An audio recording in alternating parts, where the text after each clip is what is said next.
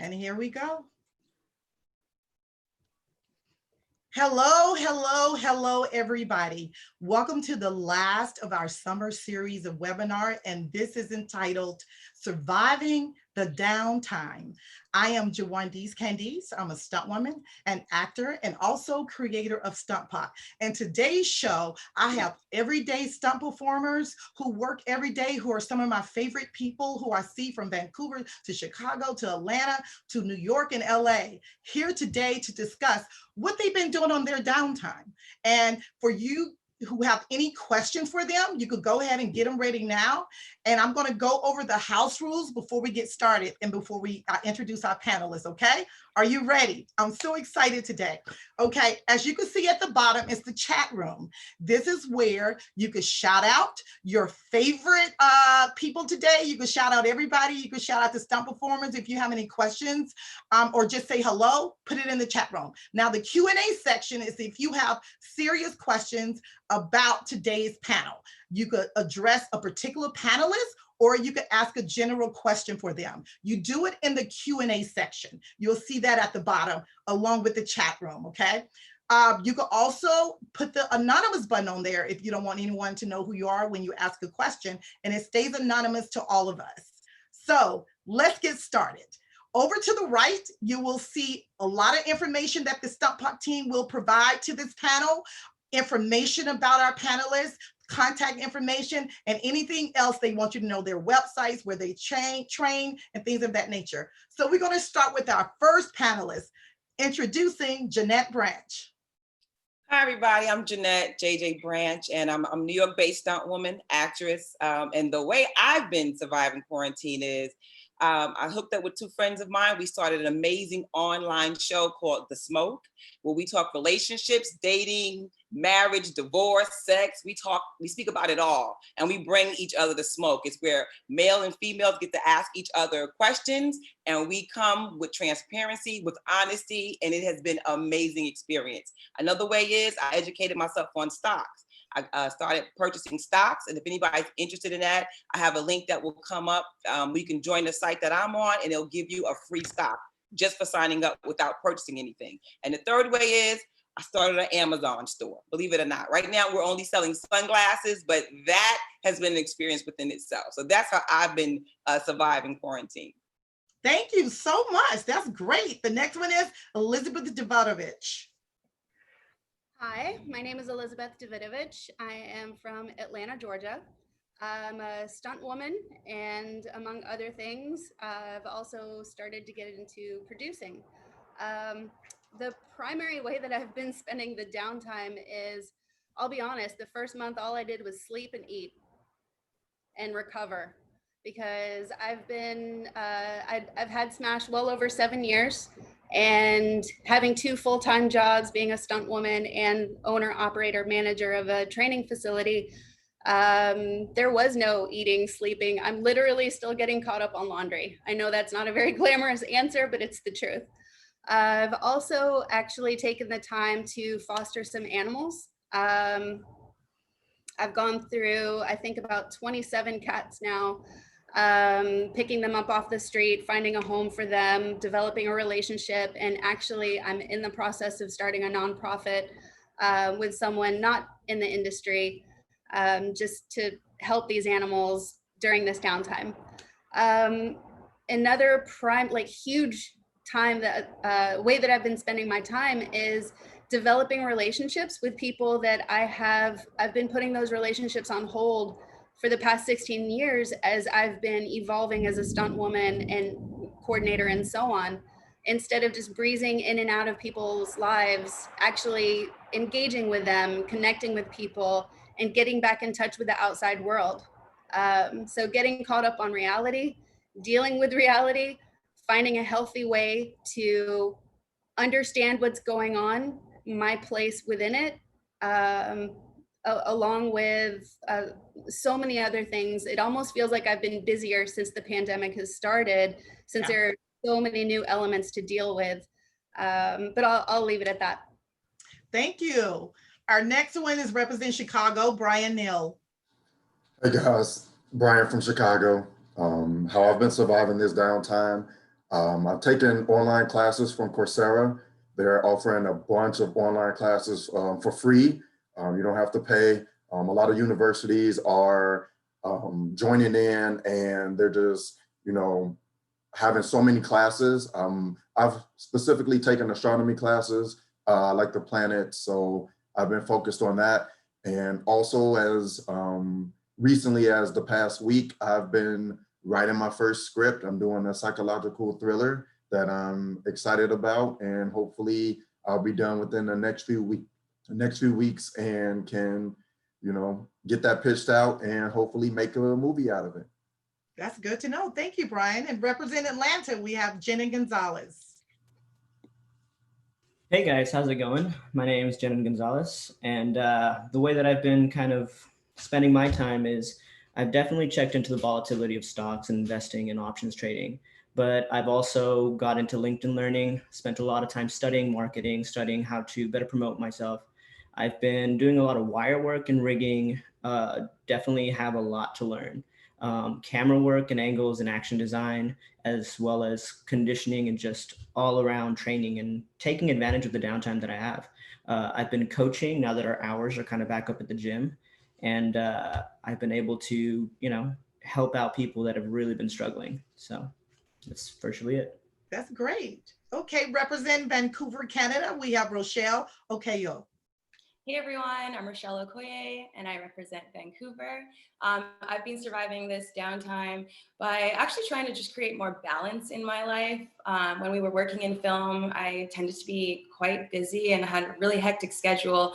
So when we had this downtime, I kind of saw it as an opportunity to spend some more time in nature, meditate more, just spend some time going within. I also own a gym. The government mandated it closed for 3 months. So I'm not gonna lie, that was a bit stressful and a bit of a struggle, just having my business shut down. I did kind of find a way to compensate for that and created online courses, and I went virtual. So I was teaching 3 times a week. So that kind of gave me some purpose and also just some balance, giving back to people in this time, because I know a lot of people were struggling not being able to go to their jobs and with the gyms being closed and stuff. So it felt good to be able to just do those virtual classes for everyone. We opened back up now as of a month and a bit ago, but we're under really strict protocols. So we're still only operating at about 50% capacity, which again is kind of stressful, but I'm just trying to make it work and take it day by day, one day at a time, and get through it. That's good to know. Represent Los Angeles, we have Pei Pei Alena. What's up, everybody? My name is Pei Pei Alena. Pei Pei as in pay me twice, double scale. Just kidding. Exactly. And, yeah, I represent Los Angeles. And one of the big things that's gone on with me during quarantine is just being present and just slowing down, because everything's like hustle, hustle, hustle, do this, roller skate, dance, pole dance, martial arts, weapons, so many weapons, fight choreography, direct, produce, write. So I really took time to just like look into myself, dig deep, do a lot of meditating. There's this app called Synctuition that I got referred to, and it's 3D audio meditation that I've been doing every day, twice a day, in the morning and the night, to just really, meditate. There's a lot of things to meditate about. And then as far as giving back to the community, I always was struggling meeting up with my friends, stunt friends, whether they wanted to learn martial arts or roller skating or whatever. So I've found time to set up online courses to teach 3 different weapons. So I call it the Weapons for the Apocalypse series, because I want to make it fun, and it's a movement therapy for me, and I want to make it fun for everyone else too. So I called it Weapons for the Apocalypse. But when I'm teaching, I'm talking about, okay, there's a zombie over here, and you're gonna slice his head off, with intent. You're not just moving, but you're thinking about a zombie that you want to kill, and it's just really awesome to see my students go from, not really knowing how to move to like feeling like a badass. And that's been really empowering, inspiring to me too, to keep myself moving as well. And then the beautiful thing was I've been creating videos for my students and also for my Instagram. But then from that, I recently, an author found one of my videos, and he hired me to produce a promo trailer for his novel that's coming on in September, which is awesome. So I got to hire my own crew, direct, produce, edit the whole thing, and it's done now. It's coming out in September, and the book basically stars a Chinese Japanese girl who is pretty much a ninja assassin. She has like kung fu skills, but also samurai skills. So I got to do a little promo. And that was awesome. That was on my birthday because I was really bummed I couldn't have a swim party on my birthday, but instead I had a shoot. And we social distance and we were careful, and it was all with my best friends. And then just honing all my skills though, like with stunts and like life, you just kind of lose time to train weapons, and I really love weapons, so I found more time to also practice butterfly knife because it's like the best fidget spinner. I have time for that. Going back to doing more roller dancing, and I also pole dance. Oh, my pole's up there. But Yeah. I pole dance, and I was always doing that a little bit here and there, but I really like made some breakthroughs, and it's just really awesome to see that you can always improve on something that's difficult. Because I'm a retired break dancer, and I thought that, man, that's it. I'm not gonna do any aggressive, crazy, dangerous things. But now I pole dance, so it's pretty Oh, fun. that's good to Yeah. know, Pei Pei. And I'm also, yeah, also working on my roller. I'm an action camera operator for difficult subject matter. My boyfriend William is a professional skateboarder, so I've been recording him using a gimbal, but also on roller skates, and that's just taught me a lot about, even more about cinematography and camera action, because I used to love shooting fights and stuff, and now I'm a ultimate gimbal on roller skates with a gimbal in my hand as well. Okay, Three point. we'll talk more about that, I'm sure, Yeah. in a few minutes. And represent Los Angeles, we have Shahaub Roudbari. Hello, everyone. Shahaub Roudbari here. Thank you for having me, Jwaundace, and thank you to StuntPOC.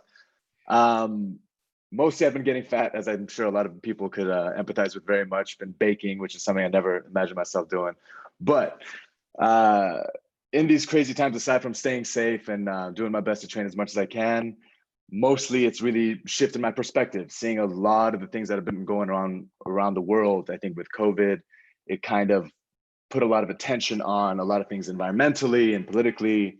And then of course, following the tragic death of George Floyd and a lot of the things that happened with the Black Lives Movement and everything, a lot of attention being put towards racism and a lot of the major issues we have in the world.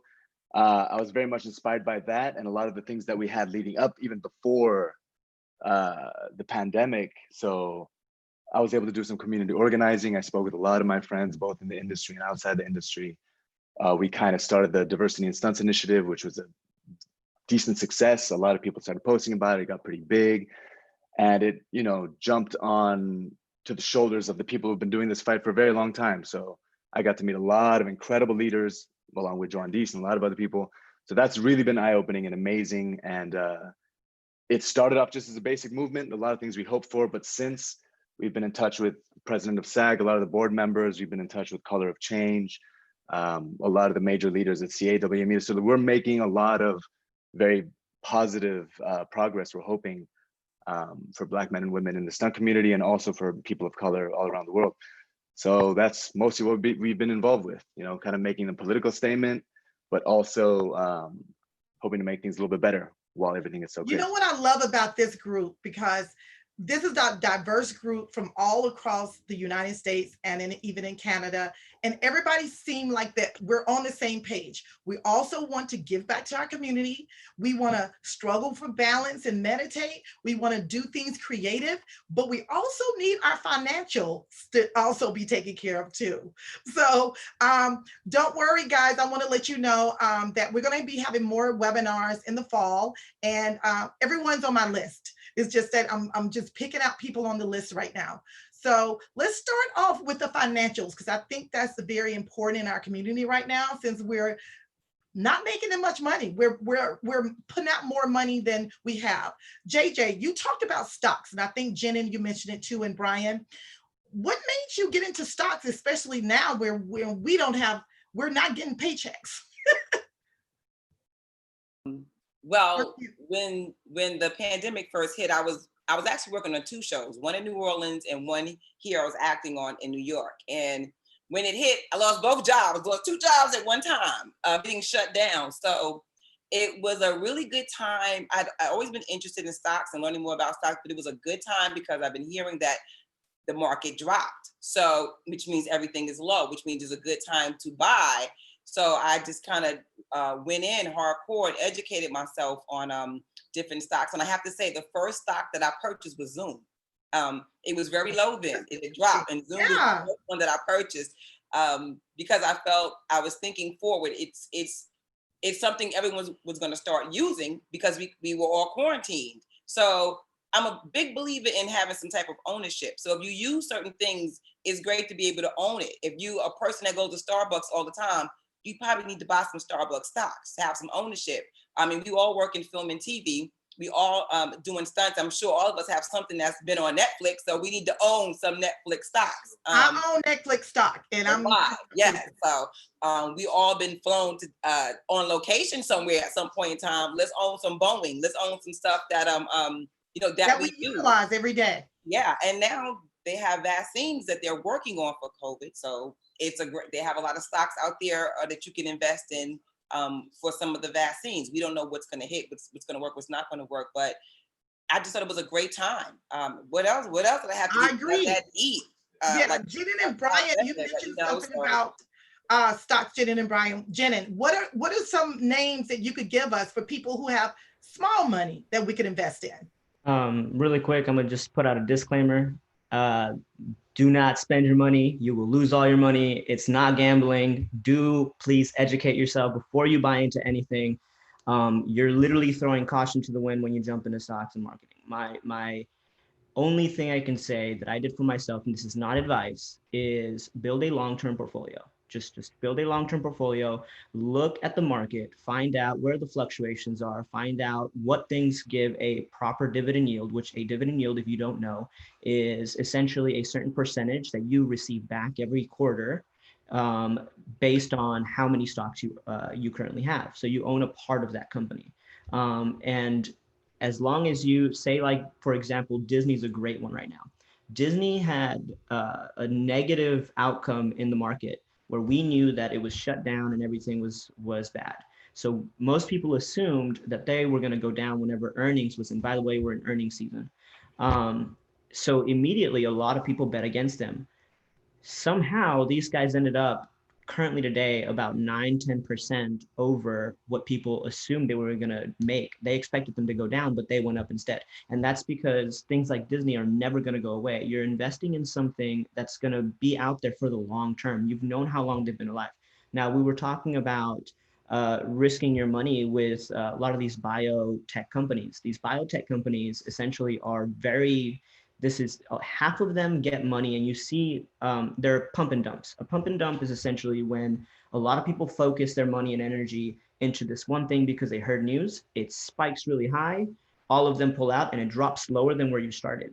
And you got to be really careful, because what ends up happening is a lot of these biotechs aren't really working on a vaccine. You have certain ones like Myrna and things of that nature that are actually working on a vaccine. And then you have these other companies that say, well, I want to work on it. And though the government gives them money because they assume they're going to work on it, but all they're doing is they're letting their stock go up so they can pull out. So you got to think of people like Kodak. Kodak went up like almost $40. It's ridiculous. So basically, we just need to do our research when it comes to stocks. That's research and long-term portfolio. And long-term portfolio. Okay, let's move on to what some of the fun and smart things we've done with our money. I knew that I wasn't going to be going anywhere this whole summer, and I have a son. So I put an above ground pool in the back. I feel like it was a great investment. When I feel like I want to go on vacation, I walk in my backyard, my son and I. So tell us a couple of you, tell me what is the most interesting thing that you purchased this summer that you could say that was a good investment with my money besides stocks? Rochelle. I actually just bought a slide car. Oh, nice. Which I'm super excited about, because I think moving forward, I need to focus more on driving. I think you saw the global TV. I saw that. Tell us about that too, about the global initiative you have in Canada. Yeah, so some of our top drivers here have kind of taken an initiative, which is so nice of them, and they're supporting our community, especially the women. They did a Women of Color stunt driving course specifically, and so it was Zara Kennedy and Gaston Morrison, and then they just recently did another driving course, but it was just for all women. So it's just nice. They're just trying to push this driving initiative here, because we are kind of lacking with female drivers here, and it's something our community definitely needs moving forward. So they're just trying to encourage, everyone who has an interest in that to pursue it. I'm not really sure what it's going to look like moving forward in terms of film, if we're going to be on teams moving forward, or if we're still going to be free to travel from set to set. But I know for myself personally, I need to start focusing on driving. So. And I know the next time I'm in Vancouver, I could borrow your car and go sliding with you sometime. Yeah, right? I know, Pei Pei, you mentioned you invested a lot in your business, which is behind you. Tell us what you're doing with your money and in return. Actually, Wix has an awesome way to set up your anything that you, if you want to do like private whatever classes, any kind of class. Wix has this whole back end that it's super easy that you can just set up. So now people can just go to my website and register for my class, and it keeps it organized, and I don't have to stress out about Venmo payments and all that stuff.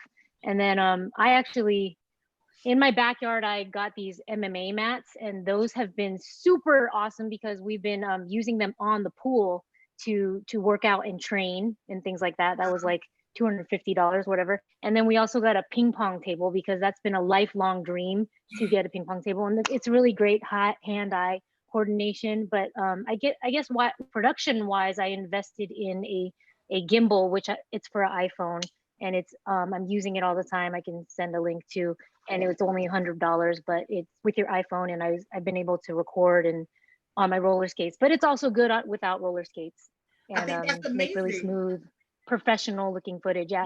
I also got a new lightsaber and a new katana for teaching class because I wanted to, like, you know. I think that's amazing.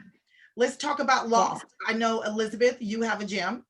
Let's talk about any losses that you have with Smash, financial losses. Well, I think for the most part, it's pretty self-explanatory. I actually shut down prematurely on the 13th before we officially locked down the following Monday on the 16th. And that was just based on seeing how the numbers were rising and how the general public seemed to be completely unaware of what's happening. So the most immediate loss was because it was halfway through the month, I stopped taking payments. I refunded, you know, half of what people had paid for that month, and it's been shut down ever since. Government has mandated that I stay closed. We were part of the phase 1 reopening, but what they don't talk about is in order to reopen, and I know that Rochelle can relate to this, there are very, very strict guidelines when it comes to reopening. And part of what we do not get, because we're not considered an essential service, we do not get guaranteed access to sanitation products. So just basic personal protection gear. So my biggest investment has actually been to, instead of expanding the training facility aspect of it, Smash is also a production house. So I've been investing in camera gear and lighting so that when I do come back, I'm gonna have to operate it under very, very strict circumstances. And right now, all I'm investing in are masks, gloves, cleaning supplies, and rearranging the space in such a way, because same as Rochelle, I can only operate, I mean, if you've ever been to Smash, it's not that big of a place. Yeah. So I'm gonna have to operate, I'm gonna have to operate with very limited capacity. And then I have to guarantee people's safety, and I have to create a whole other sanitation protocol. So there's a lot of investing in the meantime, literally just gathering hand sanitizer and Clorox wipes wherever and whenever I can. A big part of my maintaining my sanity, because watching your business hemorrhage money after years and years of investment. It's been open for 7.5 years, but I've been investing in it for 10. So watching that just crumble before your eyes, you have to adapt, you have to evolve. But that's one of the things that is, you know, the stunt department is known for. We're known for adapting. Yeah, I we're think known for problem solving, and we're known for dealing with life and death situations. So I look at this, I've been calling it a forced evolution. And that really helped me grapple with the anxiety of how am I going to operate in the future? And it's really helping me prioritize exactly where my money is going to go, because things are going, I hesitate to even use the words like new normal. I really try to stay away from that phrase because we are adapting into a completely new world. And that's going to translate into every department.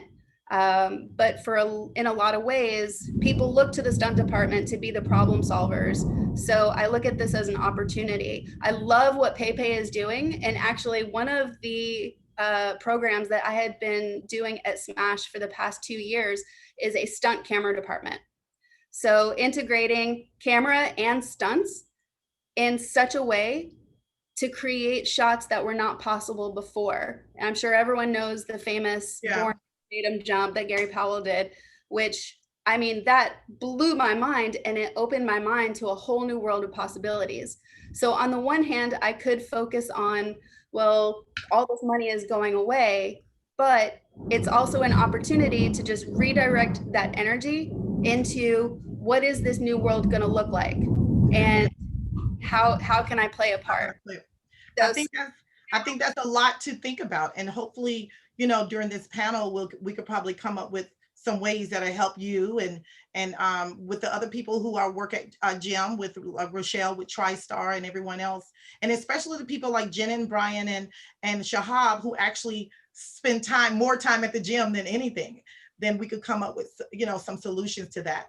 Let's get to the Q&A questions, and this would be, I think, it'll help out for, let's see who wants to answer this. It's from, how do you maintain your social and your professional network during this time?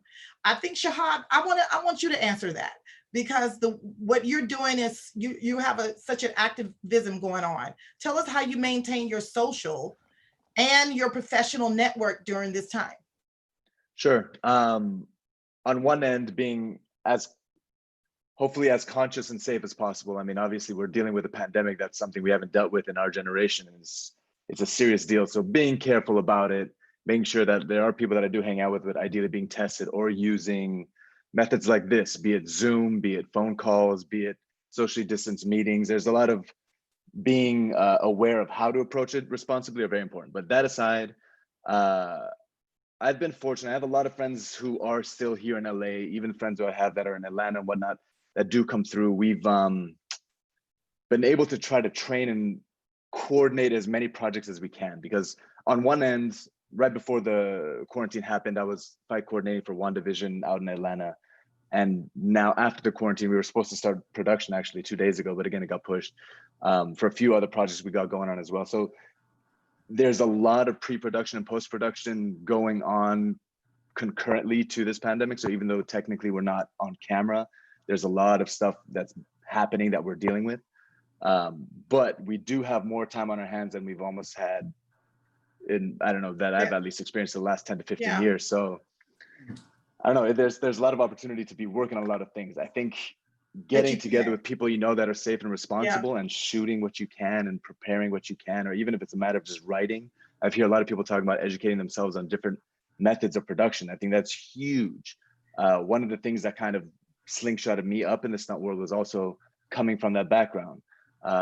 Having my graduate degree in like directing and working and editing and all that stuff, like knowing how to edit, knowing how to shoot, knowing how to act, knowing all these things is so much more important. So being absolutely to be closed-minded about. And I think Brian, you had something to say to that too when it comes to education, to add to Shahaub what he said. How do you maintain your social and professional networking in addition to the education that Shahaub was getting? Well, for me, like, I think I've been on social media a ton more now that everyone's inside. I'm, I guess, what you would call a introvert. I like being inside, kind of mostly, not necessarily keeping to myself. I mean, I'm here with my fiance, so we're, you know, making sure we stay not socially distanced with each other since we're in the same house, but we don't go out as much. We don't do things outside that much, which is what brought me to the online class. We watch a lot of videos now, a lot of Twitter, a lot of Facebook. And I saw a link that Coursera was offering free classes. And I have a bachelor's degree in chemistry and mathematics already. So why not get, you know, some more knowledge in? And I love astronomy. I love talking about the planets and things like just dealing with like our solar system, things we don't understand or know about. you know, with like the moon, like that fascinates me. So I went and looked at it, and they offer so much, like not just with astronomy, but with everything. Like, you know, Jenin and JJ were talking about stocks. They have classes on stocks, like whatever you want to learn, they have it. And for me, you know, I went straight to astronomy, but also recently too, I was thinking about, you know, the other aspects of, you know, stunt life, filming, the editing process, like, you know, script writing. Like a lot of what we do is storytelling, just like the actors do. So I figured, hey, I have a lot of, you know, things that I want to get out. Let me write this script. I have a script that, you know, is in my mind that I think is, you know, going to be really good. Yeah. Why don't I just start writing it? I think that's important that, you know, during this time that we have different avenues like Elizabeth and Pei Pei, and we're all saying we're thinking of more creative things and how can we make it better? And it leads to our next question, which asks, how has the audition or the selection process changed because of COVID? Will it be harder for new people to break into the business? Who wants to tackle that? Okay, Brian? I'll tackle that. This actually comes from the last webinar, and I actually heard them say post, post, post, post. They're looking at your Facebooks, they're looking at your Instagrams. Like if you're still able to go out to a gym, go out and like still practice, do your artwork, do your forms and post it. They're looking. I have not had the pleasure of meeting most of the people that I'm friends with in the stunt community face to face, but we've been Facebook friends or Instagram friends for a while. And they like follow my things, I follow their things, I see what they do, and it's inspiring. Like I see a lot of people are in the gym.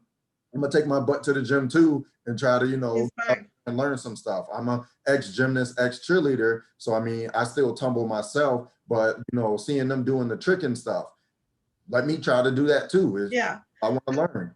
I think one of the reasons I started the webinar is because I feel like this is a way for us to connect with each other and things of that nature. And you're right, posting your videos on your skills, people are now seeing you. Casting directors are seeing you. Stunt coordinators are seeing you. Coordinators like Elizabeth and Shahaub, especially fight coordinators like Jenin too, they're seeing you. And like Rochelle, people are seeing you. Pei Pei is watching you because she may want you for your next movie. So be sure to, I would encourage everyone to post a lot of your skills, your work, whether it's acting or stunts or both, because that could get you a job in the future, you know, things of that nature.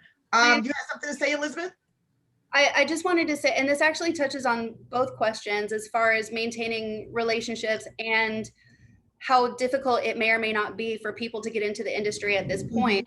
Now that I'm sort of segueing a lot of my attention into producing, one of the opportunities in having this downtime is having substantial conversations with people that I may not have had time to really connect with before. So I would definitely suggest to people, it's not about quantity, it really is quality. When you are connecting with somebody, take the time to really connect with them. I can tell you right now, for the next feature that I'm going to be producing, I'm relying heavily on one of my actresses to give me feedback as far as other people that she recommends, not just based on awesome videos that they're posting online, because you can edit all day long and post something awesome, but you're still not someone that I'm going to want to hire, if that makes sense. Yeah. So getting to know people, like really getting to know people. If we're going to be shooting, we're most likely going to be shooting on location, somewhere safe where we can control the environment. Am I going to want to be quarantined with somebody like this? How do I know? So it's going to be a lot of referrals. It may be harder for people to get into the industry now, but it's not impossible if you have you. And right now we have more time than ever to figure out exactly what makes, we're worth what now, $125.62.5 every hour for 8 hours. What makes you worth $125 an hour for 8 hours? And if you answer that question, then no coordinator or producer can. I totally agree with that. I really like how you said that, Elizabeth. Thank you. Let's go to our question from a Q&A. This comes from Jay Wells Jr. The panel touched on how we are moving into a forced evolution in the film industry is changing as we speak. How do you think it will affect the stunt community going forward, as there will be a reduction of cast and crew on sets? Who wants to touch on that? What do you think? Shahaub? Sure. I do know of a few productions that are already working. It is true they're really re-looking at things like you're not going to have any makeup or wardrobe actually be on set. They're all going to be back in place. And there's different tiers even within the stunt community. You have like tier one, who are the people who are acting directly across from the actors and involved with them and the way they're processed. There's a lot of new processes that are going into being able to film during this time. But that being said, the demand for content is, if anything, higher than ever. Considering that everybody's at home, like look at the amount of shows on Netflix and movies that are doing so well because everyone's at home and everyone wants to watch something. So almost every single studio, they're scrambling to get more things done. So the demand is not being diminished. Sure, in some ways, sets and the way things are approached are going to shift. And there are going to be smaller teams. There aren't going to be, for a little while, I'm not saying none of this is permanent, but for a little while, like ND performers and extras, all this stuff is going to be reduced. But so much content is going to be, the moment they're able to, they're going to shoot. I know there's like 15 projects, probably Rochelle knows as well, in Canada that are just waiting to start. In LA, there's so many things that are like, and we can go. So as long as you put yourself out there, the demand is high enough that you'll be able to work. And when you agree, this is when we should hone our skills as writers. As 100%, as everything. As camera people, as directors. I think that's really important. That was a good answer. Thanks, Shahaub, for contributing to that. Let's go to our next Q&A. It comes from Danielle Golden. Just starting my own business myself during this pandemic. Being business owners, did anyone qualify for any kind of financial assistance during this pandemic? Who wants to tackle that? Rochelle? Yes, okay, so the financial assistance, I'm going to be honest here, has been quite stressful. I think our government intention was there, but how it's being executed hasn't really been that conducive for everybody's positivity and a good outcome. So I actually applied for all of the loans that we could apply for. I'm still actually waiting. So I was denied the first one. I'm not really sure why. I asked, they couldn't really give me an answer to that. The second one, they denied me again, and I wrote back saying, you guys mandated me closed for 3 months. Like, I don't have income. I'm in deficit. I'm deserving of this loan. I don't understand your qualification process here. They said, you're right. We're sorry. We're going to reassess. I was like, that's really concerning. So a couple of weeks ago, I wrote in because I hadn't heard any word from it. It's probably been about a month. So I wrote them saying, hey, I haven't heard any word since you reassessed my case. They wrote back saying, we're so sorry. We have so many applicants that we have to sort through. Please just be patient. So I still haven't been approved for a loan. You know, this going on, I think, our 5th month now with no financial assistance. And I know other friends and business owners that are in the same position. Some people have been approved for these loans that don't even necessarily need them. Other people who really need them are waiting or have been denied. So it's all just, I don't really understand it. Yeah. It's all kind of up in the air. So. That's unfortunate, because I think we're getting a lot of that here too. Yeah. So I mean, it's never been a crisis like this before, a pandemic. So millions of people, unfortunately, have been affected. And I would tell everybody to keep pushing through. It took me a month and a half to get unemployment, but guess what I did? I had to call the unemployment office and email them 10 times a day till somebody got fed up and said, okay, we need to handle Jwaundace's case. Yeah. Then all of a sudden I got flooded and I got my back pay. So don't give up. I would say to just make multiple calls, multiple emails. I know it's tedious, but copy and paste every day. The same thing every day. And then you get an answer. Or even threatening. One of my friends online, she threatened to call Channel 5 News. And guess what? She got a call the next day. So sometimes you may have to take it to social media to get things done.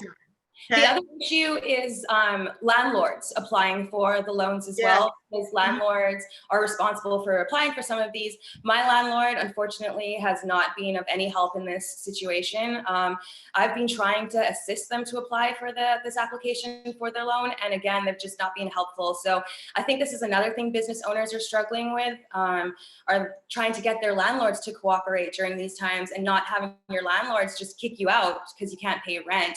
So yeah, it's just trying to find balance between cooperating and getting this done, and hopefully the government will just approve these loans that people really need.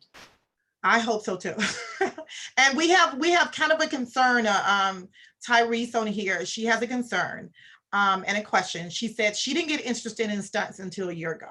She's been taking some MMA classes, some stunt classes, but I never took gymnastics, parkour, breakdancing, tricking, or any particular skills. This year, she was planning to learn what she could mention until COVID hit. So many places are closed and learning online. It doesn't seem to work for her because she needs in-person, hands-on training. She was already behind, and she says, now I feel further behind. I feel stuck, and she doesn't know what to do. Can anyone provide an answer to that, which is hard? Jenin. So first off, I'm not sure where you're located, but if you're in the Atlanta area, you're always welcome to come and train with me or any of the guys that I train with. They're extremely humble, and Bobby James even runs his own little thing at Jump TNT on Sundays. Everybody's welcome as long as you guys, are mindful and respectful of people's personal space. Secondarily, right now is a perfect time. I mean, you're talking about diversifying and all these things and about connecting with other people to find a mentor. Pick out people. They don't have to know everything. They just have to know enough to get you your basics. As long as you understand the fundamentals and the foundation of what it is that you're trying to achieve, and you have a goal that you can see clearly, you'll be able to get there. I mean, if you need information, you can have my email, which should be on the chat. But find mentors, find people that will guide you. It's the 33% rule. The first 33% are people that are at your level that challenge you. The second 33% are people that you mentor that allow you to remind yourself to stay humble and that keep you knowing that you're still advancing. The last 33% is the forgotten 33%. That's the mentors, the ones that are guiding you in the right direction. Those people have already created a map. It's a lot easier to follow a map that's been created than build one by yourself. So find a mentor, find people. We could help you. I agree with that. And also practice precaution, use the cautionary measures. The next topic question, and I think JJ, this would be good for you because you're an actor, you've been in some acting roles. How has the audition selection process changed because of COVID? Will it be harder for new people to break into the business, whether it's stunts or acting? Yeah, I think it's been difficult for everybody. It's I think Elizabeth touched on it. It's new. And so it's different now. And hopefully it's not the new normal. But they're doing a lot more online taping. You tape yourself at home and you send it. As far as acting is concerned, they're doing a lot more of that. That's happening. And it's weird. My agents did like a webinar on it with some casting people to say, is this going to be the new norm or not? And everyone's hoping that it's not, because there's nothing like being in the room if you're auditioning for something acting wise, because they can literally feel you versus putting it on tape. But for safety reasons, and safety is first, that they're doing a lot more stuff online. And so hopefully it will slowly go back. I mean, I'm hoping as COVID cases go down, and hopefully that's the direction we're heading in, that everything can kind of go back to normal. But right now it is difficult, but it's difficult for everyone, not just actors, it's difficult for casting people. It's difficult for everyone. A friend of mine is working on a show that's back up in production now. We're starting back up. And the writers have written COVID into the story so that people can literally have masks on for the majority of the scenes, because everything is a safety thing. So it's different, it's hard, but don't let that stop you. Don't let that stop you. I totally agree. And they're also doing Actors Access live auditions, where instead of going in the room, you have your live audition with Actors Access at the time that you would normally have it physically. So make sure you have your laptop and internet and all that, and lighting is very I was important. going to say that. Invest in some lighting. Try to get some lighting, and try to find a place with where you live that you can get a plain wall, a plain solid background so you can film. If you have a roommate, a best friend, a husband, a wife, or a neighbor, somebody to come over and film it for you, if you can. Or to read lines with you at the very least, but do what you can. Be creative. But it's I agree. Let's talk about some challenges, guys. What are some challenges have you had the past 4 months during this time, whether it's physical, financial, or emotional? What are some challenges that you faced that you want to share with the audience, and perhaps they're feeling the same way? JJ. Get people know me to wear a mask, man. Wear a mask and stop it, man. Just stop it. Oh my God. Just like, well, I'm in New York. So when Governor Cuomo put his foot down, it was like everybody shut down. New York was like a ghost town, which I have never, ever seen it like that before. And just getting everyone on the same accord. The majority of people are, but there's some people who are just kind of a little bit too free with it. And it's just put a mask on when you walk out your door. Protect other people. If you know you're good, just protect yourself and protect others. Just, that. And I'm grateful because I don't live far from a park. So I've been able to go down to the park and get some workout in and get some air and stay away from people, social distance, while I get some fresh air. So I've been blessed in that way. But just the challenge is people staying away from people and getting everyone around you in the same accord for me. I agree. Anyone want to add to that? Any coping strategies? Pei Pei. I do. So I think one of the challenges has been the conflicting views about COVID and whatever else has been going on, and people are starting to unfriend people or unfollow people because of differences.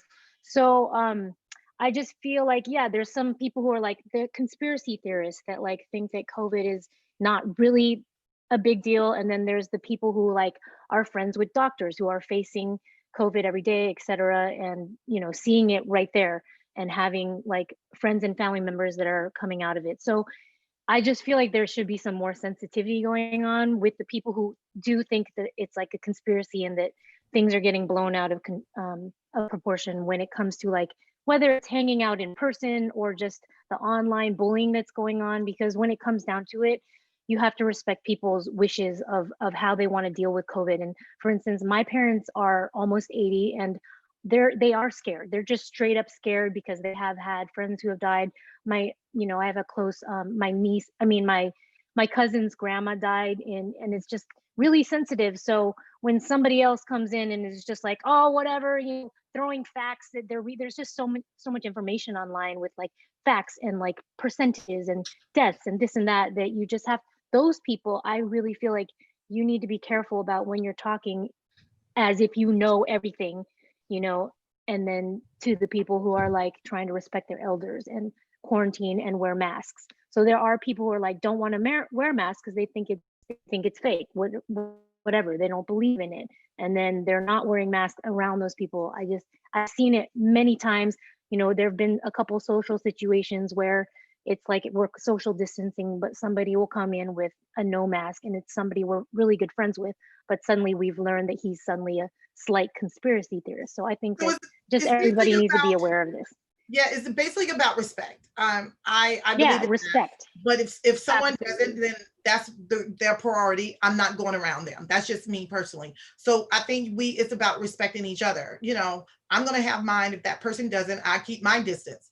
I can only control myself. So I will keep my 6 feet. I will keep my mask on and I will keep my things. So it's about, and if you don't want to do it, that's you. But I think it's just about respect when it comes to that.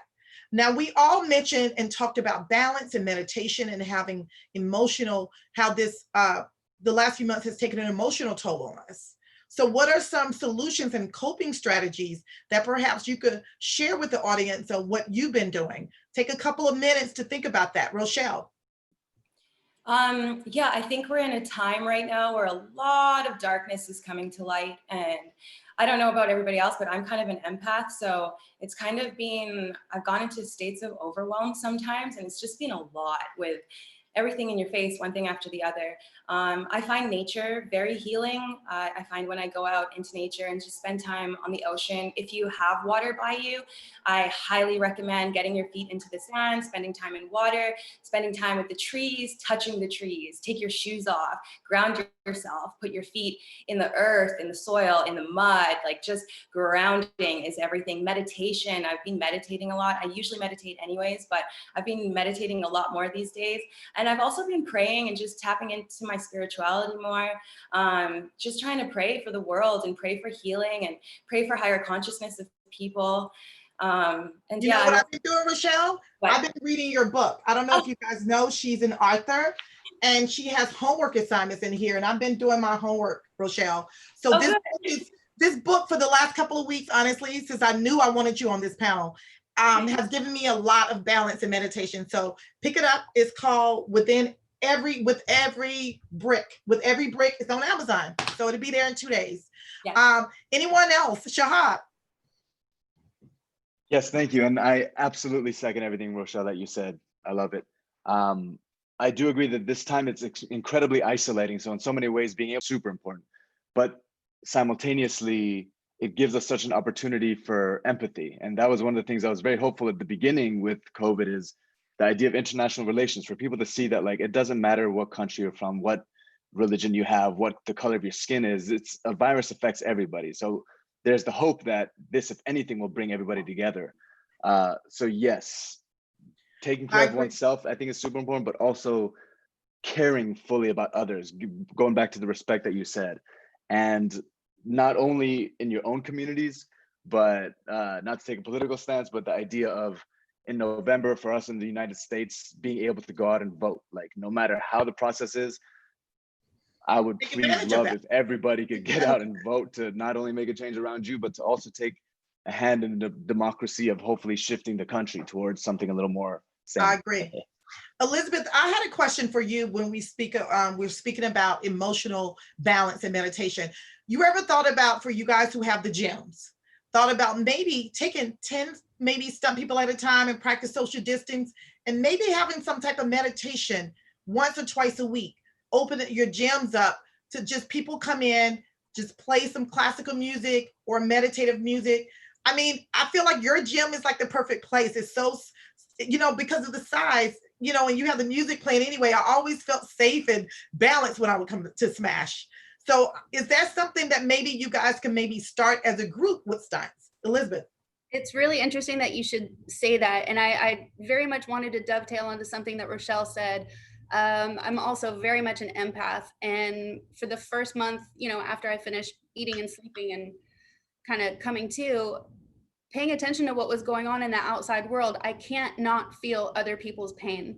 I can't not feel the hostility that's coming from so many different directions. So there's two things that I wanted to point out before I answer your question. First of all, going out in nature is absolutely incredibly grounding, literally and figuratively, but a very specific tool. Have somebody that you can call, just one person that you can think of, that when you're feeling the most isolated, the most thrown off balance, that you know 24/7 you can call that one person and just say help. That, in addition to, you know, just standing in the sunshine and taking the time to just reconnect, is huge. The other thing is self-reflection. I love what I'm hearing from all of you, because there's so much self-reflection going on. And this is a good time for us to take the time when it's quiet to evolve ourselves. And I think I don't want to impose on other people, but I see so much hostility coming from people, mostly from insecurity. They don't know, so they resort to irrational behavior, hysteria, and hostility. So I have been keeping my distance from people like that. I've actually taken quite a hiatus from social media because of the amount of hostility, as well as people making demands of, hey, you have a gym, you should be doing this and you should be doing that. And you're operating with no insight. You have no idea what we're going through at all. And I understand that people are feeling things very, very strongly. So I would encourage people to, whether it's meditation, whether it's going out in nature, whether it's, getting Rochelle's book and going through these exercises, because some people need to be told what to do. They need to be pointed in a direction. Take the time to do some self-reflection. And are you diligent or are you militant? There's all sorts of questions that you could be asking yourself, and that translates into how you treat other people. As far as opening up the gym for that kind of work, it's very interesting that you should say that. There is an amazing girl in the stunt community that I can go into detail later, but she's been helping people in and out of the industry with their own personal spiritual development. I actually spent a week with her down in Costa Rica doing some very intense healing. And I've invited her to come to Atlanta to do something very similar, because I do think that that's going to be the best utilization for the space right now, is not necessarily how to train people, how to do stunts, but how can we evolve as human beings? Mm-hmm. I agree. I really like that. And I feel like that's very important during this time. You don't know how many calls I've gotten from people, because I'm not on social media either, saying such and such is about, she made a post that I think she's about to kill herself, or, such and such, can you talk to her? I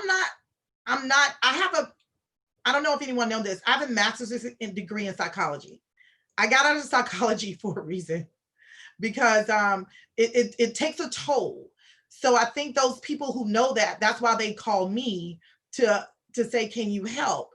I'm there to help, but I also will provide you with resources where you could also get additional assistance. And like I say, homework, do your homework. This book's been helping me, honestly, Rochelle, and I thank you for that, because I think you have to have some type of accountability. And I started enjoying nature. I don't know if anybody's been seeing me. I go out and take my walks in the morning, and that's my workout. And I've fallen a couple of times, and I had a moment a couple of times. Y'all are all laughing. But guess what? Pick myself back up, come home, do my homework, and it's all good. So, that has been helping me the past 2-3 weeks. And I'm also getting some positive out of it. I've lost 4 pounds. So that's great, because I gained about 10 or 15 during this quarantine. So I think it's very important, I think it's very important that you do those things. Even if you have to make yourself, find a partner, find someone that you could be accountable, who will call you in the morning. Find that girlfriend that'll wake you up at 6 o'clock and say, you better get your butt up. Pei Pei. So I actually was involved with this program called Rough Around the Edges, which was a workout program created by Better Body Fitness, Beachbody Fitness, and it's led by 8 stunt women. You guys probably know all of them, like Jenin Gonzalez, Michelle Dubois. Yeah. So the funny thing about it is, without posting on Instagram, Facebook, and whatever, TikTok, I do still feel like I still believe in YouTube, because of the fact that the one video, even though I'm not getting a lot of hits and followers, the one video that I posted up from my trip to Zion where I'm doing the katana, that is how I got the other job from the author. And people, not everybody is on their phones. There's some people who are actually at computers all day, some professional people who need content made, who are sitting at their computers, and they need to see things 16:9. And so that guy, he apparently doesn't look at, I guess, Instagram and stuff. And so he liked watching the video at 16:9, and that's how. So I do encourage everybody, on a side note, to still upload to YouTube. And it sucks because you have to shoot both portrait mode for Instagram now and YouTube. I think YouTube is a great. But back to the working out thing. So openfit.com is the app, and it's a program that within that is the Rough Around the Edges workouts that are led by stunt women. There's like boxing, there's all kinds of martial arts, there's restorative things, and then alongside there's also a Pilates, yoga, lifting weights section. It's great. I've been doing it almost every day. I do it with 1 or 2 friends, and they hold me accountable. I've been doing more. I usually do yoga, like I would go to Core Power Hot Yoga, but I've been kind of doing more yoga during quarantine, because it's in the morning. It's the first thing. You set up your whole Zoom thing, and then you can share screens. So I just share my Open Fit workout with my friends who want to work out with me, and then they hold you accountable. So I think that's, these and are, about the like gaining weight and cookies and whatever. I'm eating a lot of cookies and it's okay, guys. Don't judge yourself. yeah, Don't be mad at yourself. Just let it happen. It's okay. get it Like all out. whatever, because ultimately, if they like you, they're gonna like you. You know what I mean? Like obviously, like for women, we have to be like size zero, -0, especially Asian women, nice, size 0 or -2, forget it. Somehow I've been working in stunts for 15 years and I've somehow been making it, whether it's acting stunts or doing myself side projects. But it is important to create your own content. Like I know Shahaub, he's actually one of my inspirations because he also does action comedy. And that's my passion, is Oh my God, I writing, love that. producing romantic action, for me, romantic action comedy. So I'm finally getting back to editing that and honing my editing skills. I already was a professional editor before I was and visual effects artist before I was a stunt woman, but I like thought I knew everything, not really. During these times, YouTube, I've been learning so many more little tricks and tips about Adobe Premiere Pro on YouTube to make it more effective and more efficient when I'm editing, because now there's all these tricks for Instagram, also Facebook and YouTube media. See, I think this is Yeah. great. And this leads to our next question that someone asked. Granted that there are financial hardships and emotional hardships with this pandemic, do you see any positive aspects to this lockdown? Brian, I'm going to ask you, do you see any positive aspects? Because Yes, I definitely do.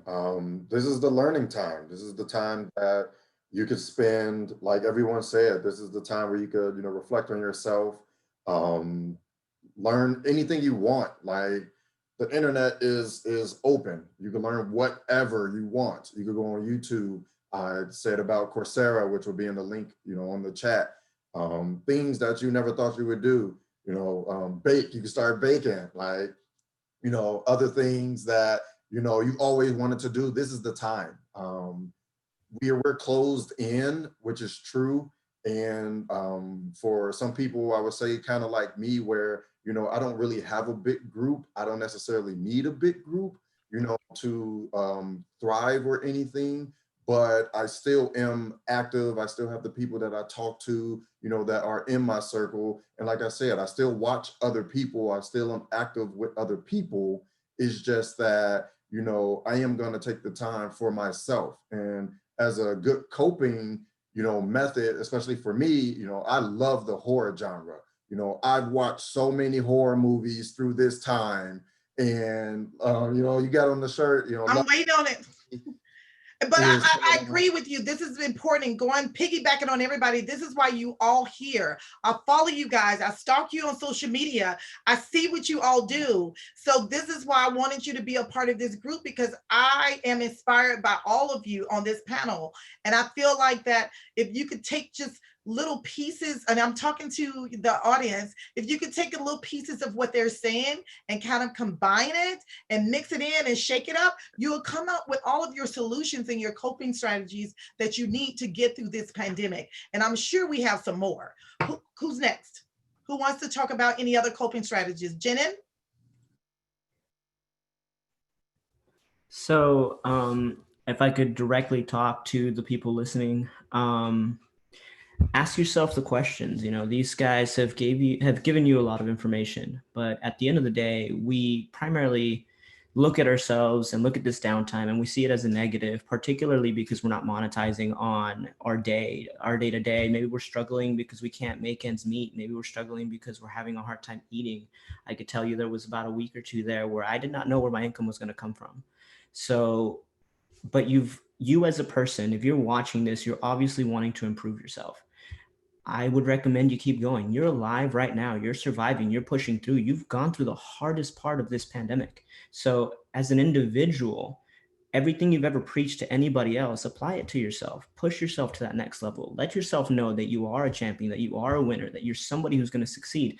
Figure out how to make that passive income somewhere else. Make $10 here, $5 there, just enough to buy yourself that cup of coffee, and save 10% of that every time you step in that door. Always invest in yourself. Knowledge is investment. Cardio and workouts, things of that nature, they are self-investment.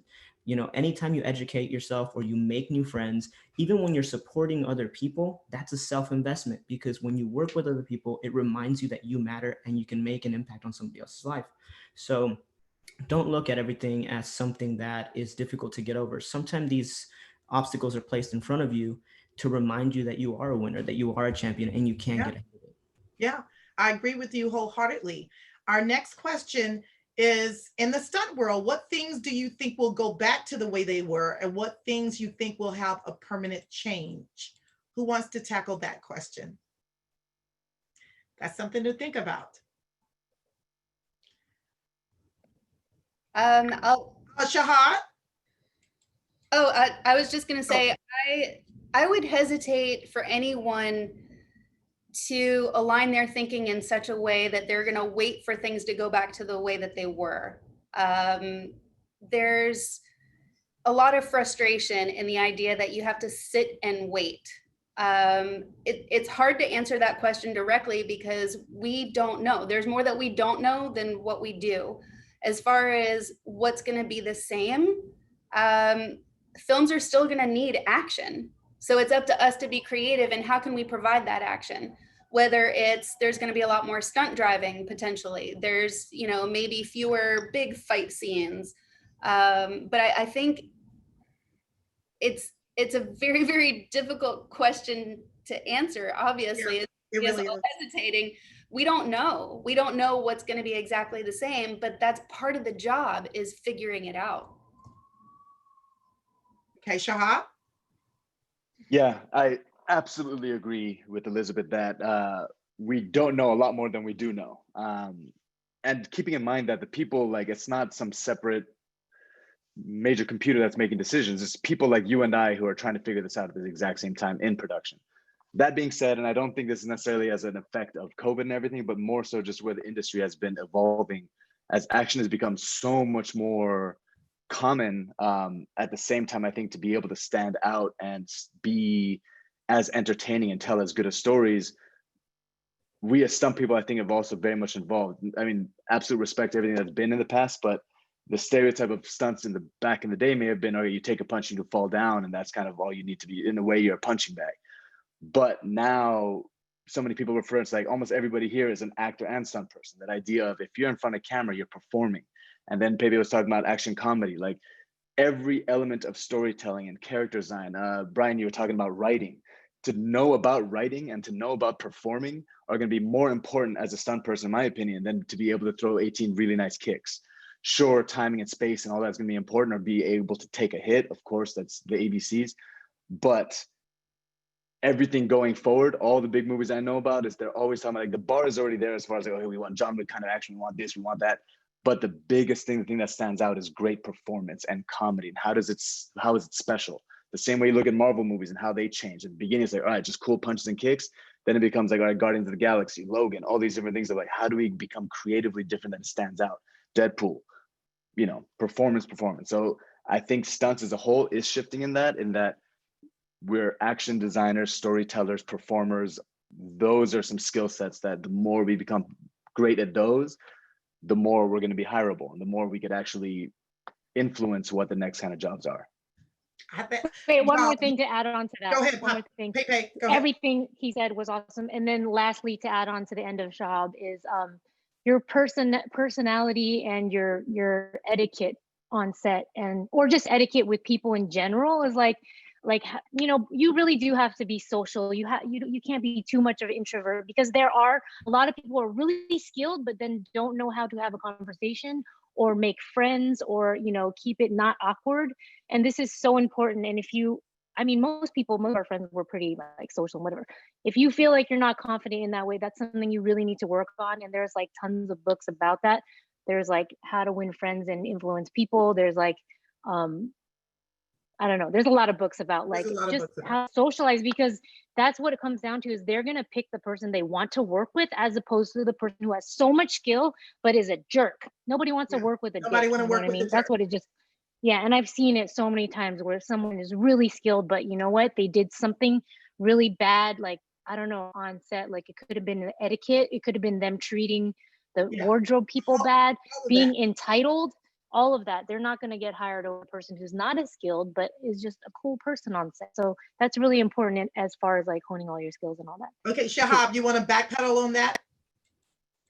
Just one tiny thing. I absolutely agree. I would just like to make a small distinction in my mind, at least, between extrovert and introvert. Sure, my personality is more on the extrovert side, but I don't think introversion in any way, shape, or form is a negative. I think some of the most successful people within stunts, you could still be the person. Yeah, right.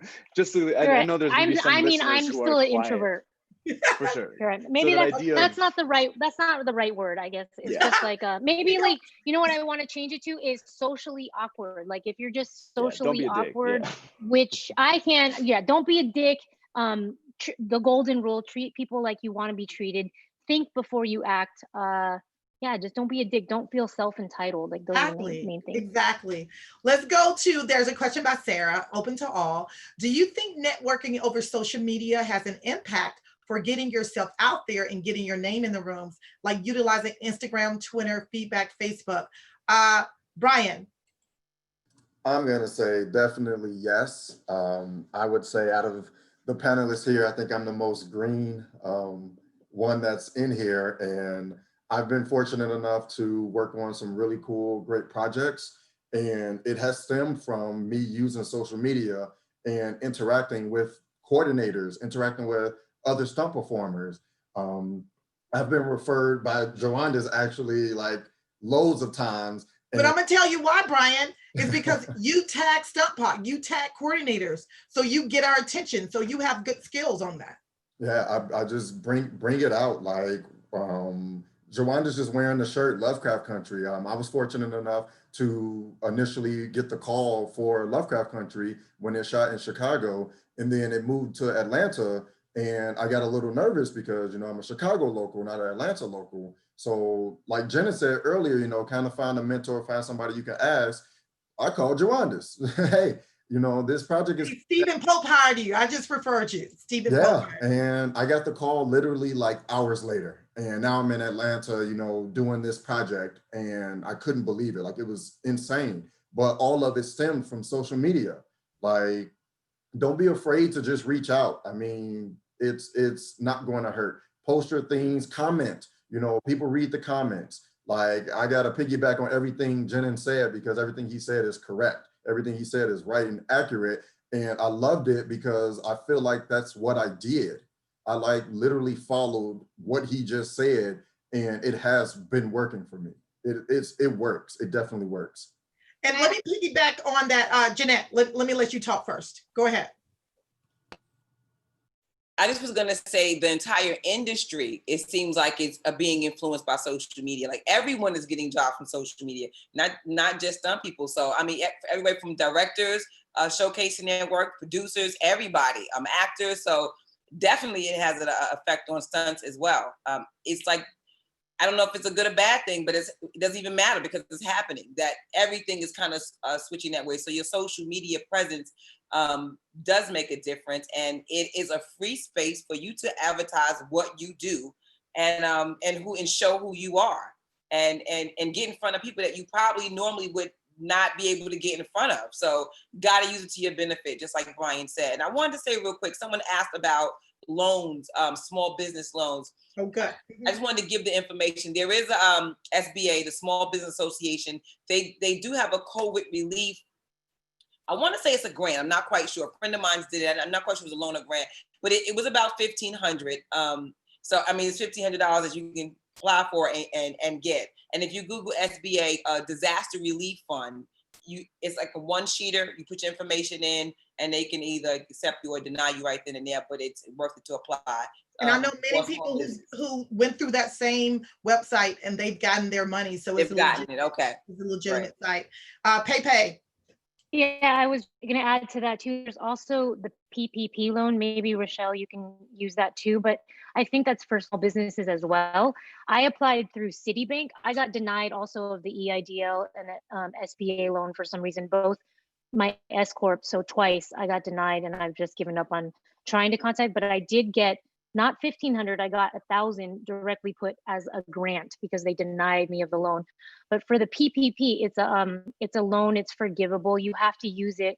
Originally, the date was June 28th. Now they've extended it to December, and you can reapply. And basically they'll base, if you have an S Corp or something that's paying yourself, they'll base whatever your paychecks are, whatever amount you're paying for payroll, they'll base the loan on that. So you can look into applying for that too if you have like at least one employee. So I have one employee myself for my S Corp, and I pay myself. Not everybody is incorporated or whatever, but that one was successful through Citibank, and there's a bunch of other banks that are also doing it, like Bank of the West, and maybe you can look into that if EIDL is not doing good. I like that. Thank you all for your information. I kind of want to piggyback on the social media. It could be a downside, particularly I got off Facebook, I think Elizabeth, you mentioned, and some people were mentioning earlier, because it was so much politicking and stuff going on. So be careful. I would say my suggestion is, yes, you have a reason to express yourself, but also you probably have to the repercussions of that. People may delete you when you go so hard on politics, when you go so hard on this. A good idea may be, if you really want to get into stunts or really want to market yourself, have 2 pages, one for stunts and one for you to act a fool, where you could do what the hell you want to do. I know people like that. They have their stunt page and the acting page. I'm one of them. I like to drink wine. So guess what? I have my wine page, So you have 2 different pages to, so that one could be for your professional side and one could be for your clowning side. So I think that's very important. What do you think, Pei Pei? Oh, I mean, I have obviously. You just had your hand. One is like roller skating, one is my everything, just acting a fool, like break dancing, whatever, pole dancing, my life, whatever. And then one is just only stunt work and things involved with stunts. Paynator is that one. But I do think I did that a long time ago, and there was a moment where I was like, that's not good, because you want to let everybody know about everything, but your real friends and like the coordinators who really know you, they're going to follow both and see the different content. I do feel it's important to have a separate professional thing and also a professional Facebook, because people are still on Facebook, but a separate Facebook page that is public that people can find you on. I have gotten contacts through that. And then also, as far as posting, if you are going to post your skills, make sure you do learn, like the lighting situation is really important, your camera operation. Like at this point, coordinators have been looking, or even directors or people who want to hire content producers, they're looking at the best. Everybody has the best footage. So don't make like bad lighting things, because also Instagram doesn't. And don't just post regular everyday stuff. It's okay to rehearse and wait a few days until you can perfect a skill, because we don't really necessarily have to see you rehearsing that leads up to that. Am I right? We want to see you having that skill, because to me it's like, oh, okay, they're rehearsing. Oh, they got it. Okay, that's good and all, but I just feel like when it comes to coordinators, they may be there on a day where they see you learning and it doesn't look so good, right? And then they're not coming back on the day where you perfected that skill. So I would say just my suggestion, just to be careful of that. And also in the meantime, work on your resume. A lot of y'all stunt resumes don't look, it's not up to par. Be careful of having, your titles of, everybody knows who come to StuntPOC. Brian knows I'm really anal about stunt resumes. Elizabeth, you are too. You have your TV, you have your film, you have your stunt double, and you have your coordinator. I don't want to, don't put all the hobbies you do. I like swimming too. I can swim, but I'm not going to put that as my stunt skill. No, because if somebody asks me to get in the lake, I don't like lakes. I don't like swimming in lakes. So you have to be really, y'all are all laughing, but y'all know I'm telling the truth. So I'm not going to put swimming as my skill, because I can't be particular on, okay, what is it? A lake? Pool, okay, pool, how many feet? Okay, 5. Yeah, I could do 10, but I'm not doing 20 feet. You have to be really serious when it comes to stunts. There's such thing as hobbies. Hobbies do not go on your stunt resume. Those are hobbies. Swimming is my hobby. I'm jumping in 6 feet of water every day. That's my hobby. I'm not jumping in a lake. I'm not jumping in 20 feet of pool on any given day. you know, but I like to swim. I like, you know, things of that nature. I go outside and I crash. I drive my car crazy all the time. Am I gonna put car on there? Yeah, because I love crashing cars. I love going fast. I do that in my personal life. And I love to do it. It's a hobby that's also a skill. So know the difference between hobby and skill on your stunt resumes. Brian, you want to add to that? Yeah, and to piggyback on that, with the hobby and skills, with the skills that you guys are putting down there, make sure like you do like all of the skill. So I actually can say that I was, you know, a person that, you know, I was asked about driving. Like, you know, yeah, I can drive, you know, I've been driving, you know, I've taken courses with driving, but see, the question came on, you know, can you drive a 3 on the tree? Well, I never heard of what that was at the time. So, you know, now I put, you know, driving, meaning, you know, I can do everything driving. So for me, that wasn't the case. So of course I had to learn how to drive 3 on the tree, but since, you know, I'm always, you know, learning and looking at stuff, it didn't take me long, but still a coordinator would look at that as bad. A coordinator wants you to have the whole thing when they ask you for the whole thing. So like she said about the swimming, if you got swimming on there, you better be ready to jump in the ocean. Like it has to be everything. You can't be bougie in particular. Yeah. So you have to think about that. If you can't be bougie, you know, you can't sit here and be bougie in particular. If somebody said, I could now, it took me 10 years before I put driving on my reel. Because even though I was driving and I was doing certain things, now I feel like I've done all the crashing and then the sliding and all that. I feel like I could call myself a driver. It took over 10 years to be able to do that. I still am uncomfortable a little bit with calling myself a fighter. Guess what I do? I say wrestler, because people like Shahaub and Jenin, they go check me when it comes to the fighting, and Rochelle, because I'm not a martial artist. I'm a fighter. I'm a street fighter. So if you say fighter, you also need to be specific. Fighter, professional, ex-professional wrestler, street fight. Because Jenin and Shahaub and Rochelle, they go check you. Okay? So you have to be specific, and I'm being real on this. Wait, also, okay, well, one tip on also the fighting thing, there's a difference between being a fighter and a film fighter. And that's like when people ask me what I train movie do, which is specifically film fighting. It's a conglomeration of all the different styles. And if you have to also talk about that, whether you have actually had experience film fighting and how much, because coordinators need to know that. Because if you're just a fighter who actually was like making contact and stuff, and then you come in, you're like, I'm a fighter, but then you're hitting everybody on set, hitting your actor, hitting the other stunt people, is not good. They're going to be pissed at you that you said you were. So make sure you designate film fighting. And overall thing, don't lie about swimming. If you put swimming, let's say you do put like casual swimming on your thing, they hire you and then you get to set and you can't swim in 5 feet and you freak out 5 minutes, because this has happened. I've heard from coordinator stories. Don't lie, because it will get, our community is so small. This applies to all the time. Trust me, everyone hears about it. We're going to hear Everyone about it. hears about it. Everybody across the world will hear about this story. It's okay if you put high fall, but put the level, right, Jenin? The level, high fall, 10 feet. 5, really. You know, I'm not a height person, but make sure when you do high fall, also put in the quote, up to 30 feet, up to 50 feet. It's very important for those details, because that's not considered lying. You need to be specific. Okay, we're gonna wrap this up. I want everybody to take 1 minute and give some advice during surviving this downtime. Think about this, and we're gonna go in order again. Take 1 minute in your story, 1 minute, guys, and sum up what advice you want to give for stunt performers who are listening in. We're gonna start with Jeanette. Okay, well, I'm going to start with mental health. I'm going to say take care of yourself, whatever that means to you. Just prioritize and take care of yourself. You are very important, and you cannot take care of others. You cannot do any of this unless you take care of yourself. A lot of people are struggling during this time. I've been seeing a lot of videos of even people walking down the street nude. There's a lot of different things that are happening. Take care of yourself. And if you need help, reach out and get it. That's really all I have to say about taking care of you. Good. Thank you. Elizabeth.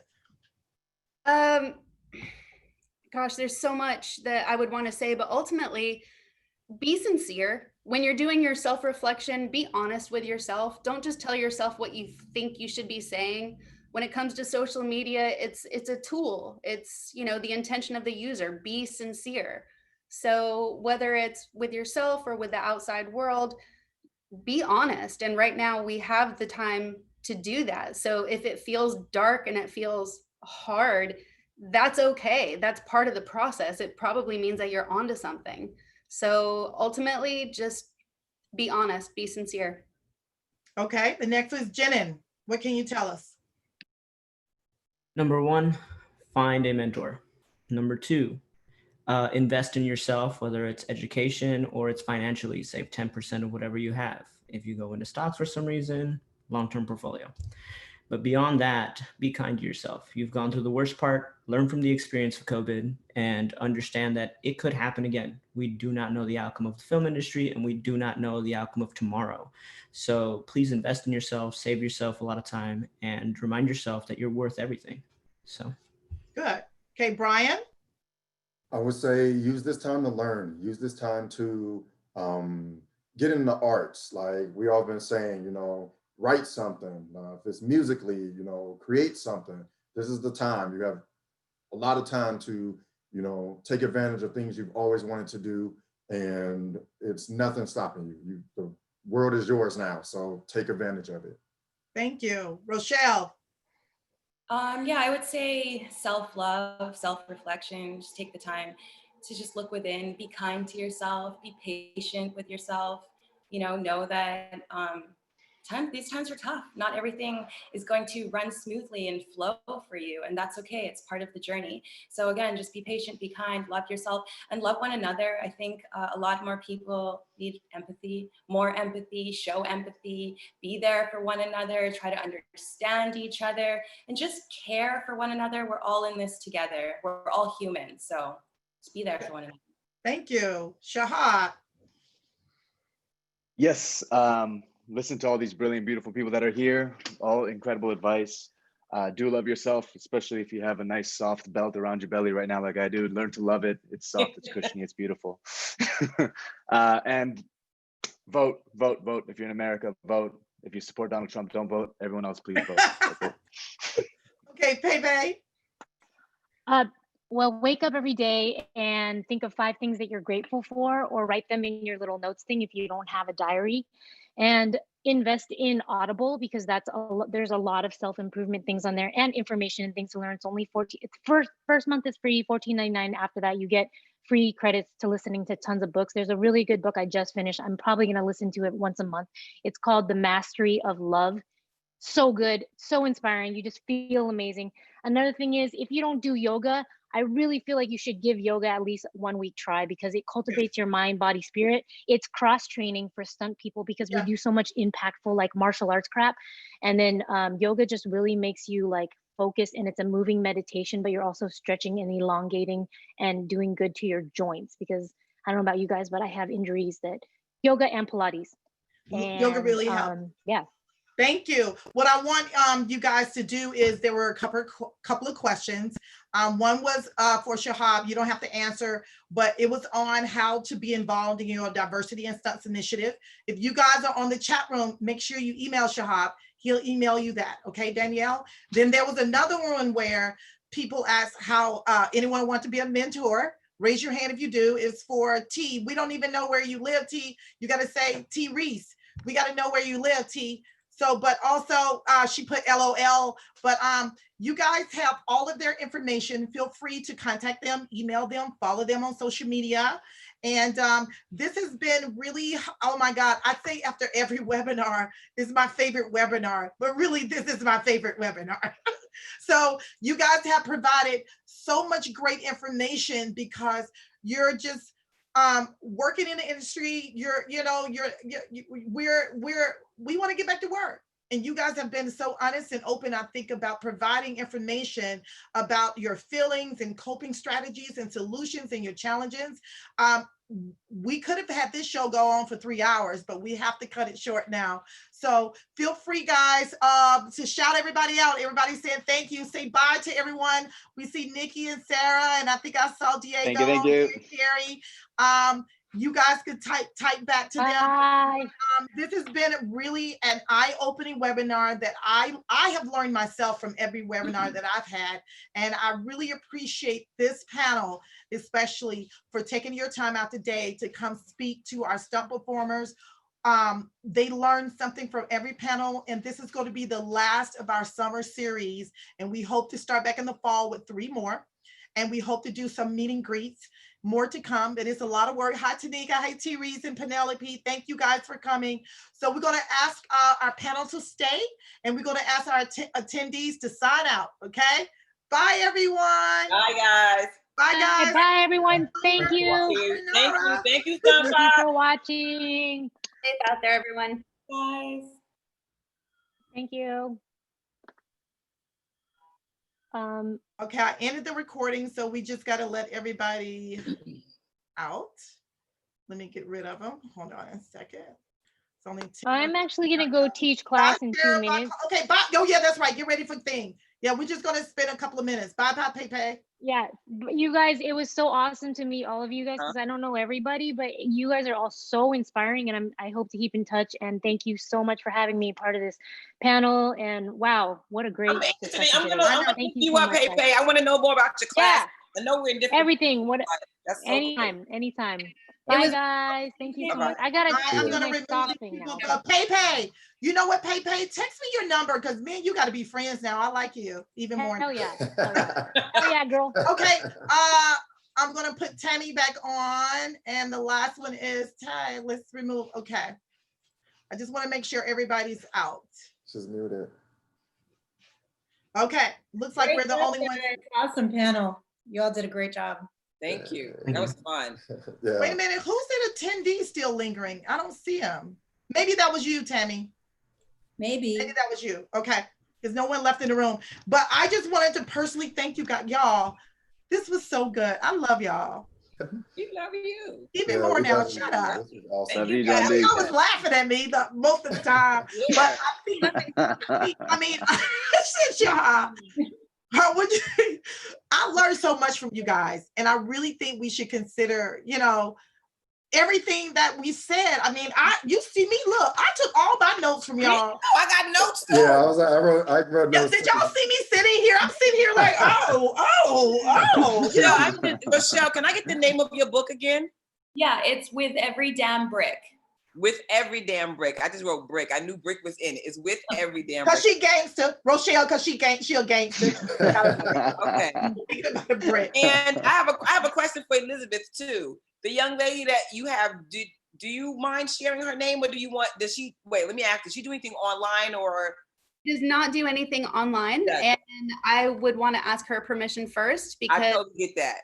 Yep. Well, in all honesty, she's one of the people that I've seen get attacked on social media because she's very open, she is very loving, and she invites people from all sides to engage in a dialogue, where I see irrational people attacking her and saying things like, "Oh, I thought I knew you," horrible things. Oh, wow. Yeah. Jwaundace, hold on. I just see in the upper left-hand corner, it says live on YouTube.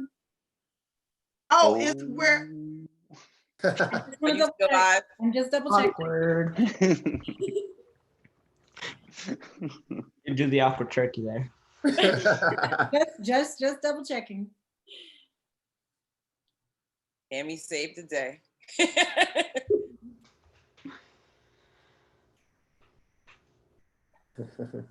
Okay. Hi, YouTube. Right. Let me see.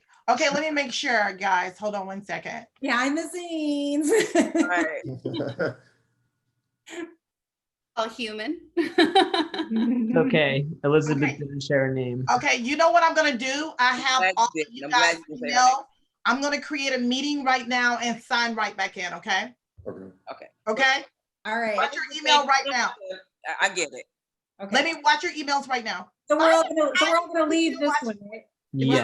Bye, everybody.